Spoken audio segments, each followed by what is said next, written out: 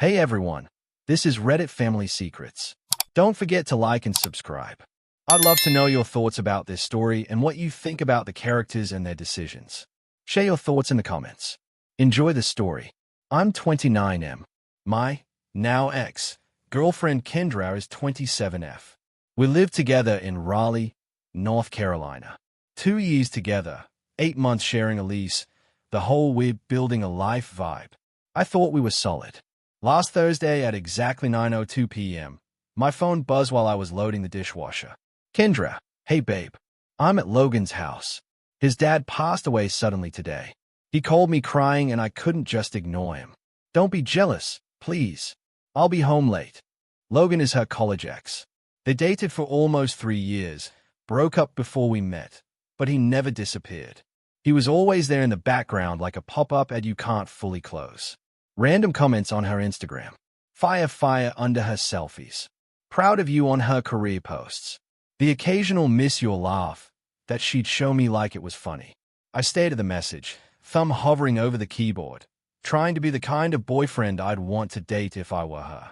Because death is death. I've lost people. I don't believe in punishing compassion. So I typed, my condolences to him and his family. Take your time. She replied with a bunch of heart emojis and, this is why I love you. You're so understanding. And I would love to tell you that was the end of it. That I rolled my eyes at the don't be jealous line, went back to my show, and she came home teary but honest. But the phrase, don't be jealous sat in my chest like a pebble in a shoe. It's the kind of thing you add when you're either guilty or planning to be. So, like any reasonable adult who claims they don't overthink but absolutely does, I checked. Not because I wanted to catch her, because if someone's parent died, and you're in their life at all, you show up correctly. You don't say the wrong name. You don't send the wrong message. You don't make it about you. I opened my laptop and searched the Wake County obituaries. Nothing. I searched Logan Whitaker father obituary Raleigh. Nothing. I checked the funeral home websites in the area. Still nothing. Then I did the one thing that made my stomach drop for real. I checked Logan's mom's Facebook page. She's public. I've seen her once at a football watch party years ago. Friendly lady. Book club vibes. That same morning, she posted, Brad finally fixed the porch light. If it stops flickering, I'll believe in miracles. Brad is Logan's dad. The dead dad. Alive enough to fix a porch light. Now, I could have called Kendra right then. Could have confronted her, demanded answers, yelled, cried, whatever. But the version of me who grew up with a mom who always said don't accuse, confirmed took over. Instead of confronting, I decided to be thoughtful. I told myself I was being considerate, that I was supporting the family, that I was being the bigger person. If I'm honest, I think a part of me wanted to test reality, to force the lie to touch something physical.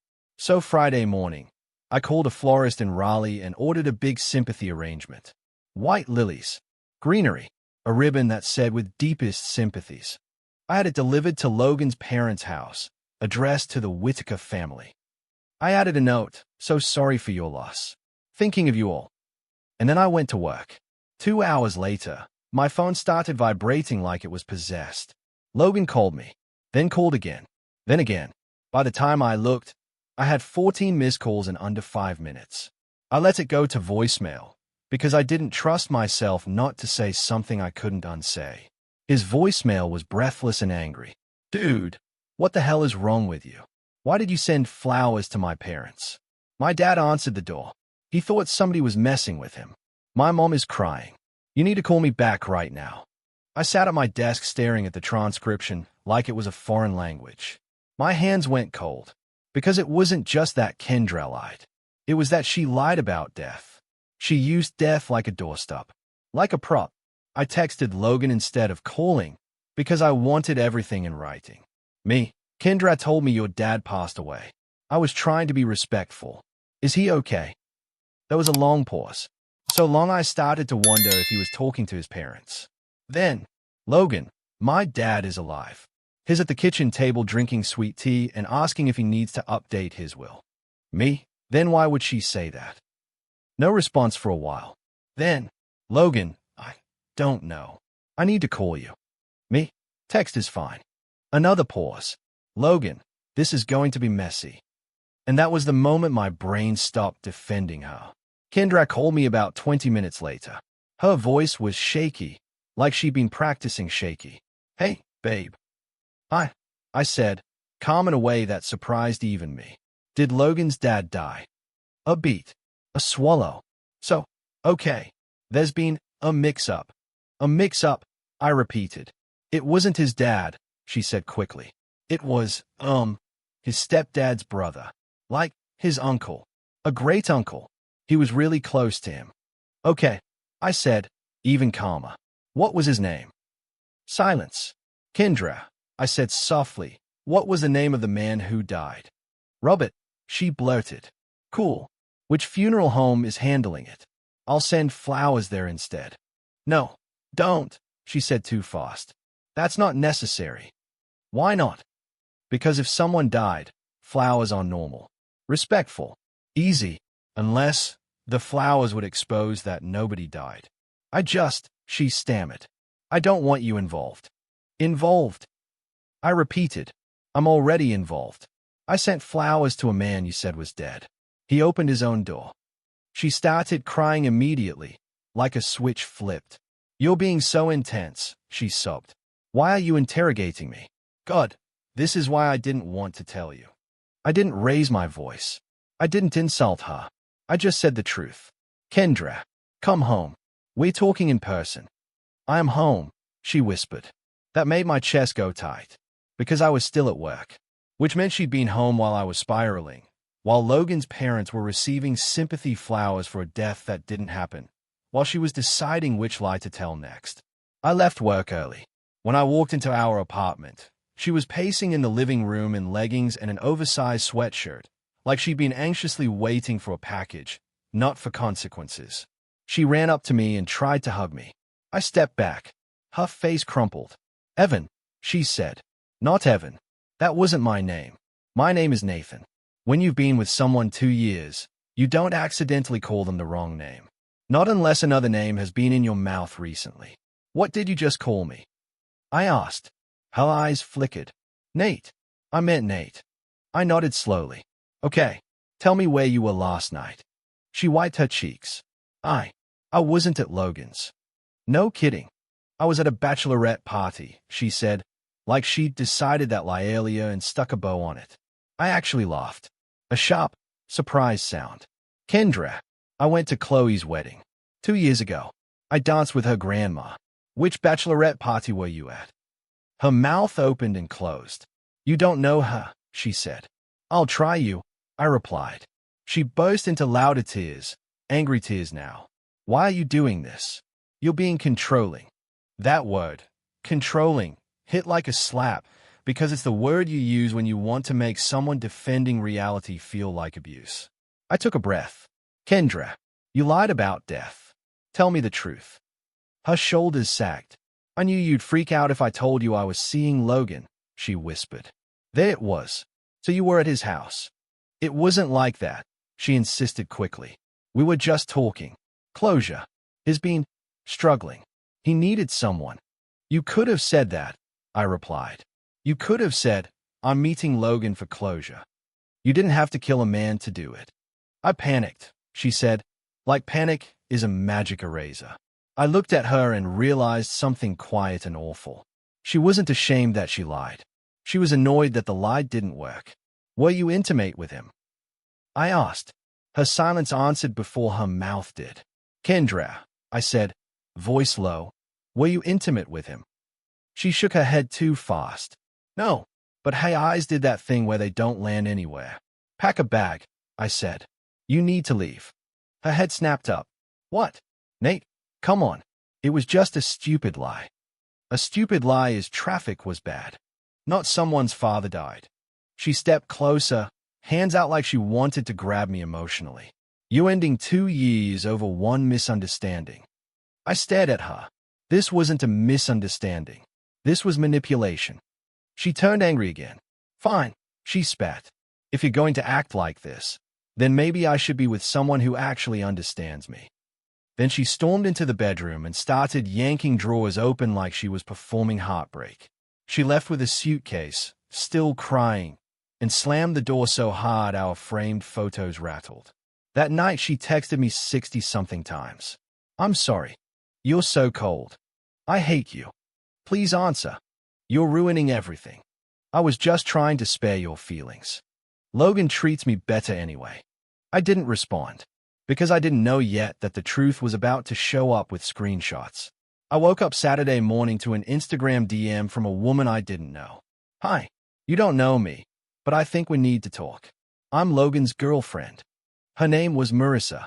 She looked normal, like someone who buys groceries and calls her mom and pays her bills. Not like a character in the mess Kendra had created. We met at a coffee shop in downtown Raleigh, the kind with plants and chalkboard menus. Marissa slid into the booth and didn't waste time. "I saw your name on Logan's phone," she said. "He was freaking out about the flowers. He tried to play it off like you were some crazy dude sending threats." I winced. I wasn't threatening anyone. I was being polite. She gave a humorless smile. "I know. That's why I'm here." Then she pulled out her phone and showed me a thread of text between Logan and Kendra going back months. Months. The closure talks were regular appointments. Kendra would message him when she knew Marissa was at work. "Can I come by? I miss you. I keep thinking about what we had. Sometimes I feel like I'm settling." Logan would respond like a guy who loves attention more than integrity. "Come over. I miss you too. Don't worry about him." And the worst part, Kendra had been painting me as this emotionally absent roommate. The safe choice. The stability guy. The one she loved for what I provided. Then Marissa swiped to the messages from Thursday night. "Kendra, I told him your dad died so he won't act crazy." Logan, "LOL, that's insane." Kendra, "I had to. He's jealous." Logan, "Come over anyway. I'm alone." Then a picture, not nude, not explicit, but intimate enough to make my stomach drop. Kendra in Logan's bed, wearing the bracelet I gave her for our anniversary. The one she cried over because no one ever picks out jewelry that feels like me. I sat there staring at the screen, like my brain was trying to unsee it by force. Marissa's eyes were glossy but steady. I ended it with him the second I saw this. "I'm not here to fight you. I'm here because I'd want to know if it were me." I nodded, because my throat wouldn't work. She forwarded me everything right there. Screenshots, timestamps, even a voicemail Kendra left Logan that sounded like she was auditioning for a sad indie movie. When I got home, I sent the receipts to Kendra with one line. "Tell your mom to stop calling me." Because yes, her mother had started calling. She'd left me voicemails like she was campaigning. "Nathan, sweetheart, you're throwing away something beautiful. This is a miscommunication." Kendra is sensitive. She needs support. At first I ignored the calls. After Marissa's screenshots, I felt something hard settle into place. I wasn't going to be talked into staying inside someone else's lie. Kendra replied almost immediately. "You had no right to share my private life with strangers." I blinked at the audacity. Me? Marissa isn't a stranger. She's the other person you were betraying. Then came the threat. "This is harassment. I'm calling the police." I replied, "Do what you need to do. Because when you've done nothing wrong, threats sound like noise." And that's when she decided to go loud. On Wednesday, Kendra showed up at my job during lunch. Not to talk calmly, to perform. She stormed into the lobby like she owned the building and demanded to see me. Security stopped her. She started yelling my name so loudly people in the break room heard. When I came down, she was crying and shouting at the same time, which is a talent. "You ruined my life," she screamed. "You're turning everyone against me." I kept my voice level. "Kendra, you need to leave." She jabbed a finger at me. "I only lied because you're boring. Logan makes me feel alive. I chose you for stability." The lobby went quiet. Like, movie scene quiet. My coworker, Ben, was standing near the elevator with his phone half raised. He caught the whole thing. Security escorted her out while she screamed about how I was abusive, how I was controlling, how I was a narcissist. I stood there feeling like I'd been stripped in public. My boss pulled me aside afterward and said, gently, "Take the rest of the day. Also, consider a restraining order." That evening, it got worse. Kendra arrived at my apartment with her mom and her stepdad like they were staging an intervention. Her mom, Paula, had the calm face of someone who thinks volume equals authority.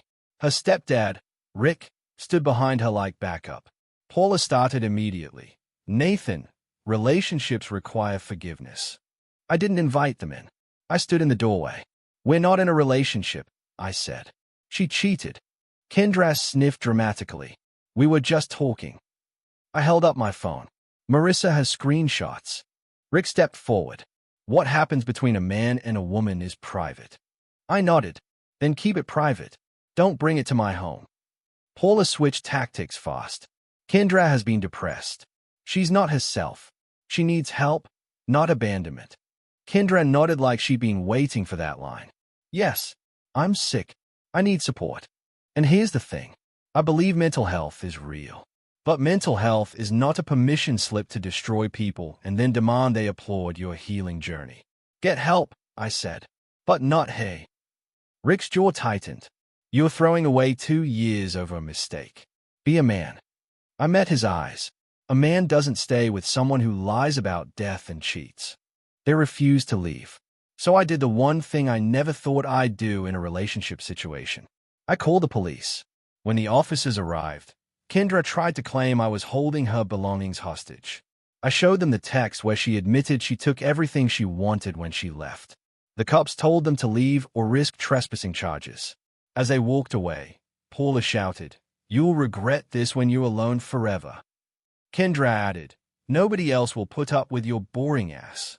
The door closed behind them and I stood there shaking, not because I missed her, but because I couldn't believe I'd ever shared a home with someone capable of that.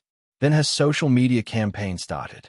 She posted vague but not vague stories about escaping an emotionally abusive relationship. She didn't name me, but we share friends. Everyone knew. Sometimes the person who seems perfect is the one slowly killing your soul. I gave everything to someone who couldn't give me 2 minutes of affection. Then, because subtlety isn't her brand, she posted a selfie with Logan. Caption, "When you finally stop settling." People flooded the comments like it was a victory parade. "You're so brave. So proud of you. He never deserved you." I didn't respond publicly. Instead, I made a timeline. Screenshots of her telling me, "I love you" the day before the fake death. Her admission that she lied. Proof she was at Logan's. Logan's text to Marissa confirming the affair. The lobby incident. Ben sent me the video. The police case number from the trespassing call. I sent it privately to 5 mutual friends, the ones posting the loudest support. Within hours, the tone shifted. Posts disappeared. Comments stopped. The Freedom Party someone was planning in her honor got quietly cancelled. Kendra doubled down and posted that I was weaponizing her trauma. Then Logan dumped her. Not in person. Not with integrity. Via text. "This is too much drama. You said you were basically single. I don't want to be involved." She called me at 2:14 a.m., subbing. "Are you happy now?" she cried. "You ruined everything." I stared at the ceiling in the dark, exhausted. "I didn't ruin anything," I said. "I stopped participating." "You're evil," she hissed through tears. "I'm going to destroy you." "Good luck," I said, and hung up. The next day she tried. She called my HR department claiming I was harassing her. HR pulled me in. I showed them everything. The screenshots, the lobby footage, the police case number. They banned her from the property and offered me legal resources if she kept escalating. She reported me to my landlord for drug activity. My landlord laughed because I'm the kind of tenant who apologizes for walking too loud. She even called my mother. My mother's response was calm and lethal. "The only unstable person in this story is someone who fakes a death to cheat. Please don't call me again." Then Kendra sent me a printed letter. Printed, like a contract. Terms for reconciliation. 1. I publicly apologize for overreacting. 2. I delete all evidence of her mistake. 3. I pay for couples therapy. 4. I apologize to Logan for the flowers. 5. I let her move back in immediately. 6. We pretend none of this happened. At the bottom, you have 48 hours to accept these terms, or I'll be forced to move on permanently. I'm not proud of it, but I laughed so hard I had to sit down. I framed it. It's in my kitchen next to the grocery list. Here's the twist I didn't see coming. Kendra didn't move on permanently. She started dating Logan's roommate. His name was Bryce. Yes, the man who shared a bathroom with the guy she cheated with. Bryce messaged me on Instagram like he was doing me a favor. Hey man, no hard feelings. Kendra told me you guys were basically roommates. Glad she's free. I sent him a photo of her framed reconciliation terms with the caption, "Does this look like something you send to a roommate?" He blocked me instantly. Then karma did that slow, patient thing it does when you stop chasing it. Marissa and I stayed in contact, mostly because trauma makes strange alliances. She works in HR at a mid-sized company across town. Guess who applied for a job there? Kendra. Marissa didn't sabotage her. She didn't blacklist her. She just quietly warned the hiring manager, "Be aware there may be culture fit concerns. I can provide documentation if needed." Kendra didn't get the job. When she found out Marissa worked there, she threatened to sue her for defamation. Marissa replied, "Truth is a defense. Also, I have screenshots." Meanwhile, Bryce lasted 8 days. 8. The breaking point, according to a mutual friend, was when Kendra changed her relationship status to engaged after they'd been dating for 1 week and started planning a wedding Pinterest board called Kendra plus Bryce Forever. She also apparently called Bryce's ex, who lives in Canada and hasn't spoken to him in 3 years, to set boundaries. Bryce ran for his life. Kendra went nuclear again. She created a blog called Healing After Narcissistic Abuse where she wrote long posts about a controlling ex who isolated her and punished her for having friends. Every post was clearly about me, with names changed just enough to pretend it was anonymous. It got traction. People love a villain story when they don't know the villain. I didn't clap back publicly. I made a small website with Marissa. Just facts, timelines, receipts, no insults, no drama. Just documentation. We didn't post it everywhere. We only sent it to people who asked us directly about Kendra's story. Her blog went private within 3 days. And now for the part that still makes me shake my head. Last weekend, I ran into Logan's dad at a grocery store. Yes, the dead father. He recognized me. "You're the flower guy," he said, grinning. I braced for anger. He laughed. "My wife still talks about that bouquet. Said it was the nicest arrangement we've ever received, especially considering I was standing right there breathing." We both laughed, because what else do you do when reality is that ridiculous? Then he got serious for a second and said, "That girl's trouble. She's been calling our house crying at midnight about some new guy. My wife blocked her." I nodded. "She's not my problem anymore." He patted my shoulder like a dad who understands. Smart. That night, I got one last email from Kendra. Subject line, "You won." The email was pure victim poetry. "I hope you're happy. You turned everyone against me. Logan won't speak to me. Bryce blocked me. Even my mom says I need therapy. You destroyed my life over one lie. I was trying to spare your feelings. I could have cheated without telling you anything, but I tried to be considerate." That sentence told me everything I needed to know about her soul. I could have cheated without telling you. Like honesty is only valuable when it helps her cheat more efficiently. I replied once. "Kendra, it wasn't one lie. It was months of manipulation, cheating, and harassment. Please don't contact me again." She responded immediately, "I hate you." I didn't answer. As for me, I'm fine. Not magically healed, but fine. I started seeing someone new, Rachel, from my climbing gym. She knows the whole story. Her joke whenever we're late for dinner is, "Should I tell them your dad died?" And then she laughs like a normal person who understands that jokes are jokes and deaths aren't bargaining chips. I filed a restraining order. It was granted. My apartment feels peaceful again. And every time I see those framed reconciliation terms in my kitchen, I remember the lesson that took me 2 years to learn. Sometimes the most dangerous people aren't the ones who scream. They're the ones who can lie with heart emojis and kill someone's dad with a text, just to buy themselves one night of convenience. Anyway, thanks for reading. If anyone needs me, I'll be over here living my boring life, when nobody has to die for me to trust the person I'm with.